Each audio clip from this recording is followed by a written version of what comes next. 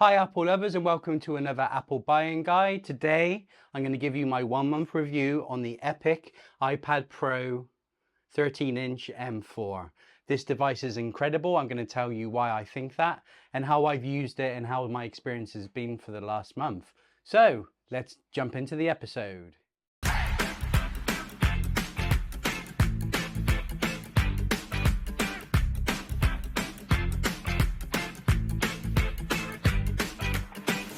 So before we jump into my review, let me talk about why I decided to purchase it or what led me to purchase it. So I've always had the 11-inch models. So the last model I had was the iPad Air 5th generation with the M1 chip. And it was incredible for me. And I'm stating this right now at the beginning, nobody needs more than an M1 device, period. If that's all you need to know, there you go. Don't need to watch the rest of the video. However, if you're anything like me, you're intrigued by these devices and these upgrades and you want to see what the real world usage is. I'm not going to go through benchmarks today. I will talk a little bit about specs, but just the highlights. But ultimately, this is actually putting it into practice in how I use mine.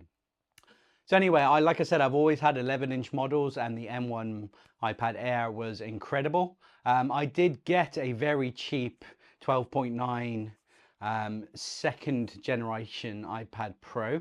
For my drumming setup, I've got a drumming kit and I wanted an iPad to permanently stay on my wall as a screen for all the stuff I do on my drums. That's the only time I used it. And then, of course, at the start of the year, the rumor mill was churning out, oh, there's going to be a 13-inch iPad Air model. So this got me intrigued and it got me using that big display. Even though it was on an older generation, I was still feeling the benefits and I fell in love with that large display.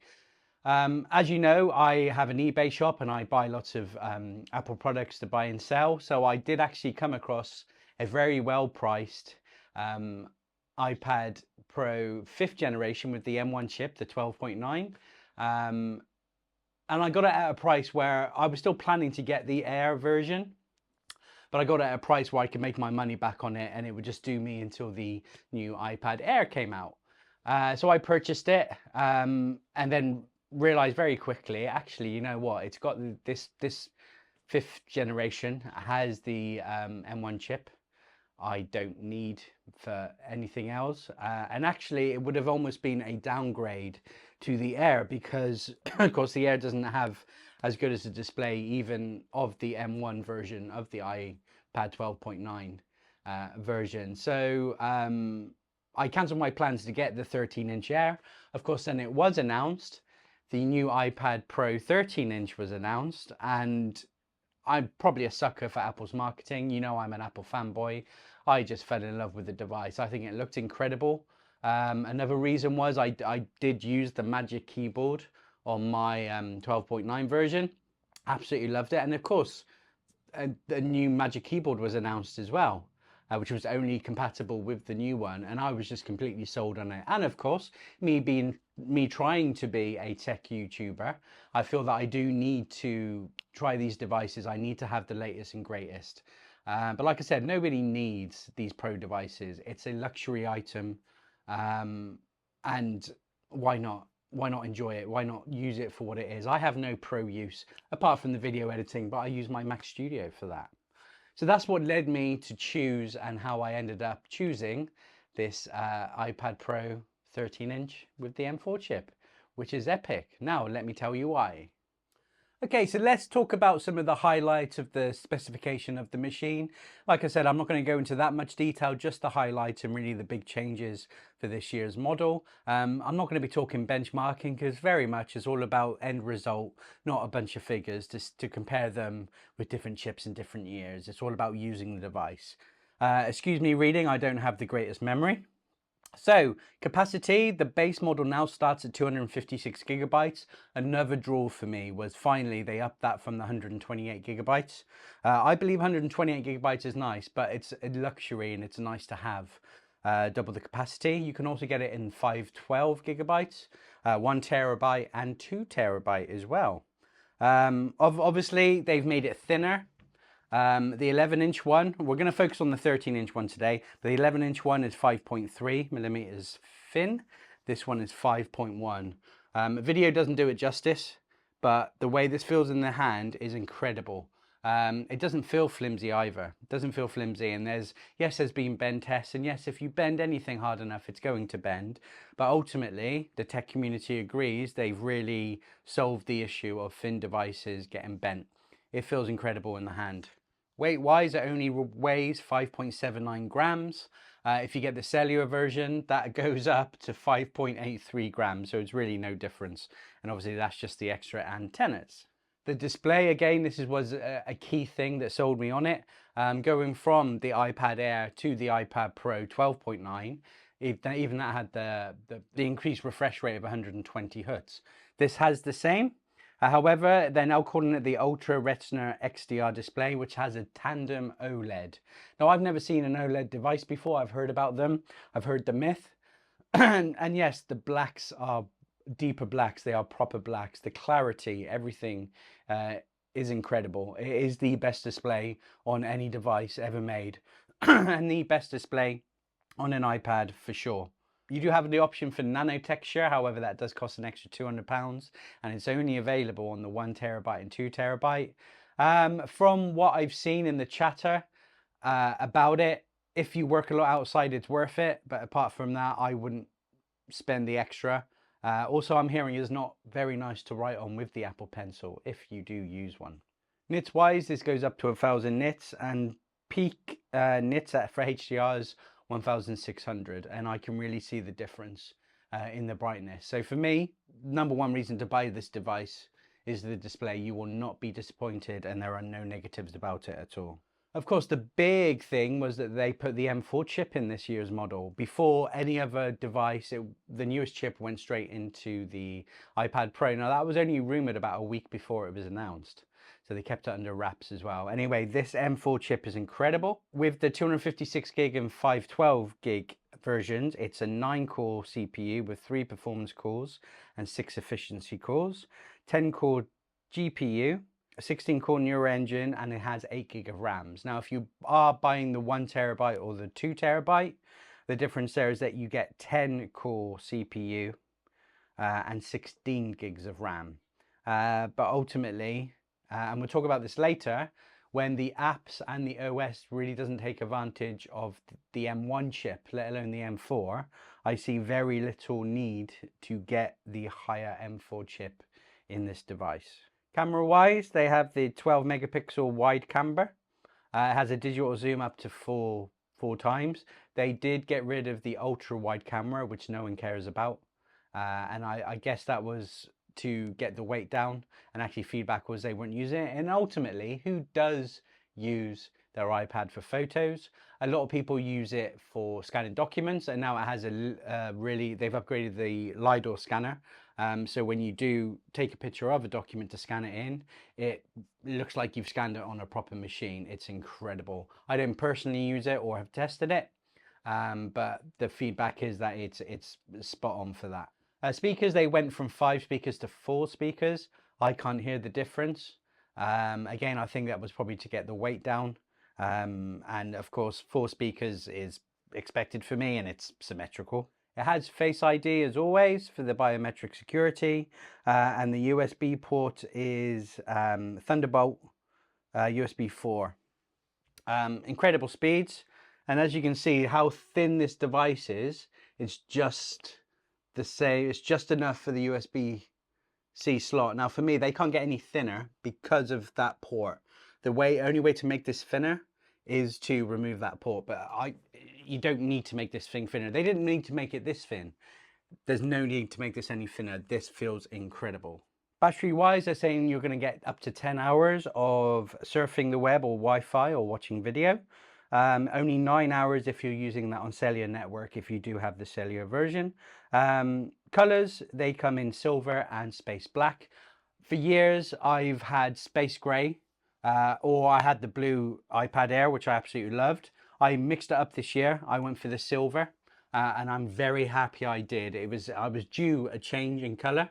I think the silver looks absolutely gorgeous, which of course led me to buy the white accessories and silver accessories, but we'll come to that.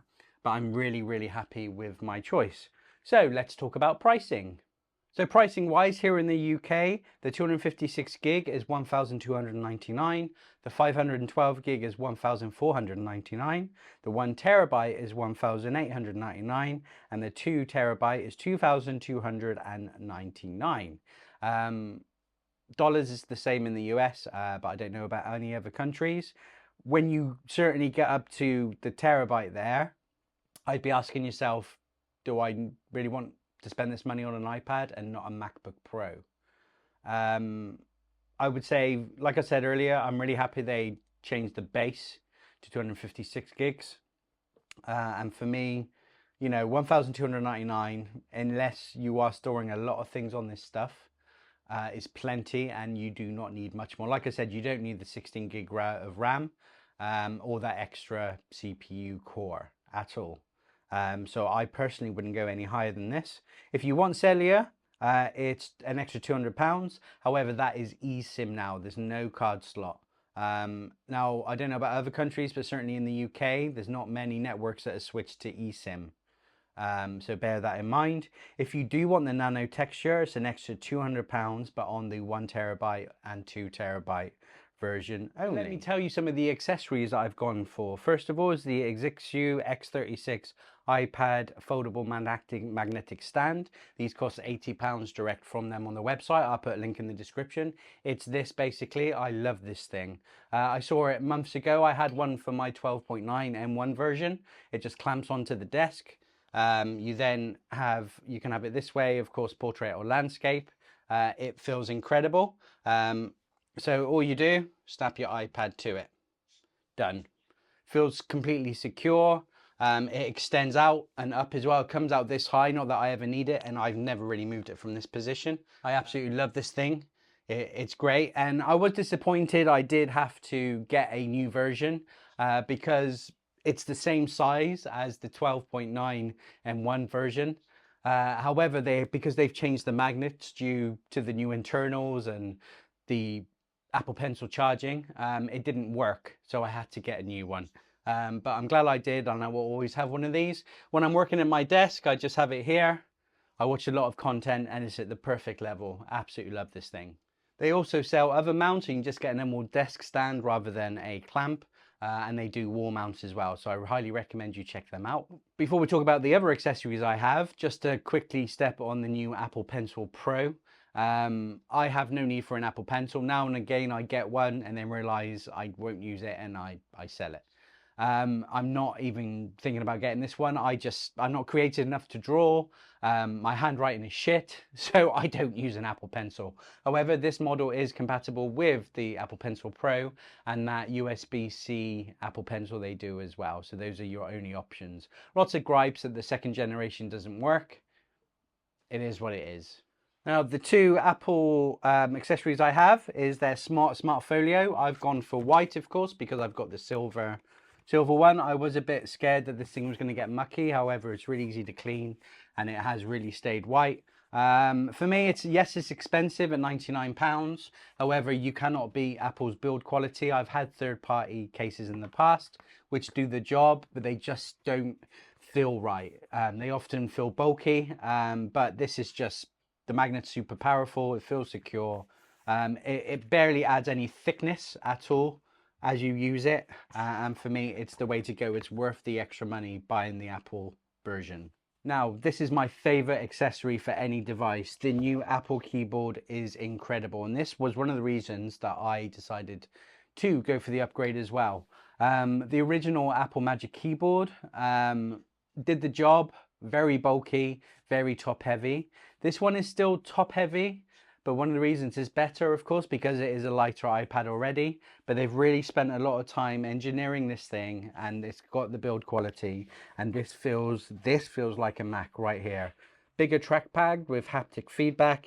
We've now got the function keys as well, and just the build quality and the feel just matches this. It's a premium product. This is premium.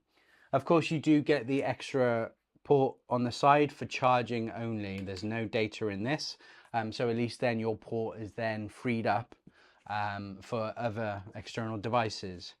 For me, this is one reason to get this iPad. is the fact that this exists, and of course you can get it in their black color as well. I've gone for the silver and white. Again, I was afraid it was going to get mucky. Absolutely still looks brand new, very easy to clean if it does. And it's just a better product. This is incredible. Yes, it's expensive. It's an extra £349 on top of already buying this very expensive iPad. But for a complete package, it's the nuts. Let's talk about my uses. What do I use it for? Mainly, I would say 85% watching content. YouTube, Disney Plus, Apple TV, my Plex library. I watch a lot of content all the time, movies, TV shows. This thing is the ultimate content watcher. That OLED display is, there's no better device. And having it positioned here, I watch a lot of stuff in the background even when I'm working. It's just awesome for that. Now, I went on holiday a couple of weeks ago. This is really the only time I do photography, and actually I did recently purchase an old Nikon DSLR. I used to do lots of photography back in the day. I love iPhones for photos, but you cannot beat the quality of a DSLR, especially with the zoom and those finished products. So I decided whenever I know I'm going to use it, I would usually take my MacBook. Not this time. I was right, I'm just going to take my iPad and see what I can do with it for these photos. I actually also researched apps. So usually back in the day, I would just use the photo app to edit photos, and by editing, just hit auto enhance, that was it. So this time, because I was using DSLR, I really wanted to get into photo editing. So after researching and asking the community, I was led to Darkroom. Now, one of the things I loved about it is that it's a monthly subscription. Now, I know I'm only going to use it when I'm using my DSLR, probably only when I go on holiday. So I only need it once or twice a year. So I paid for a month and I've cancelled it. It's very affordable. Features were great. It was a little bit buggy now and again. Now again, it wouldn't save properly. I had to close it and reopen the photo after I made my adjustments. But I was happy with the preset filters. I'm rubbish at adjusting levels, I'll be honest with you. But with the preset filters, I found some that I really liked.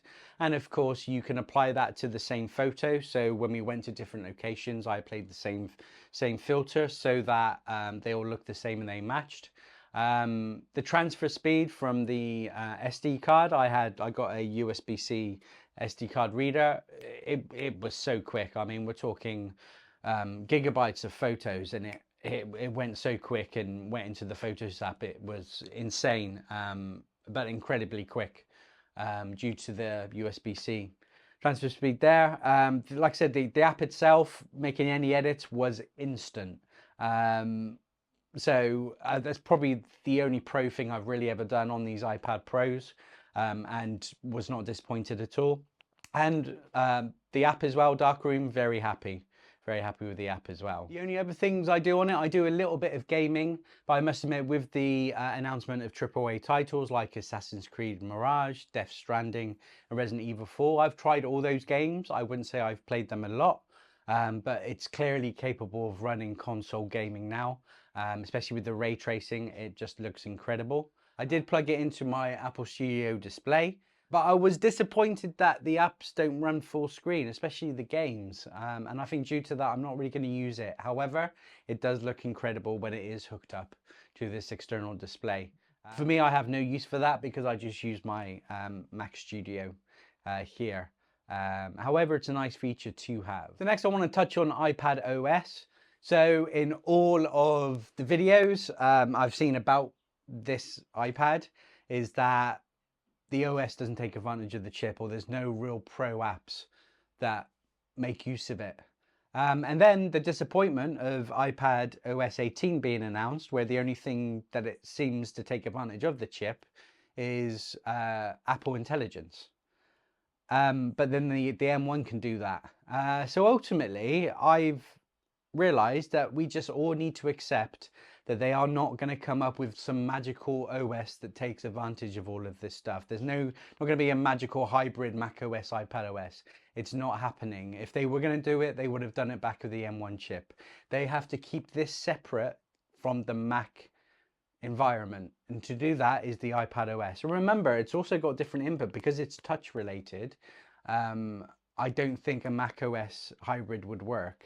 So my point here is we all need to accept what it is instead of being obsessed of what it could be, to take advantage of this chip and just enjoy what it be, because it's an incredible device. App developers need to create more, and they are with these AAA game titles.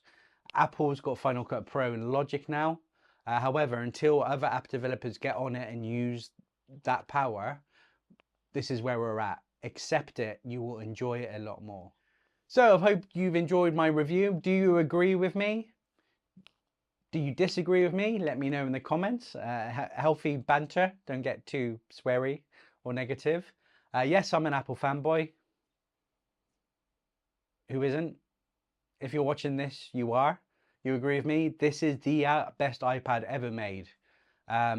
Yes, it's held back by the OS and lack of pro apps. Accept it.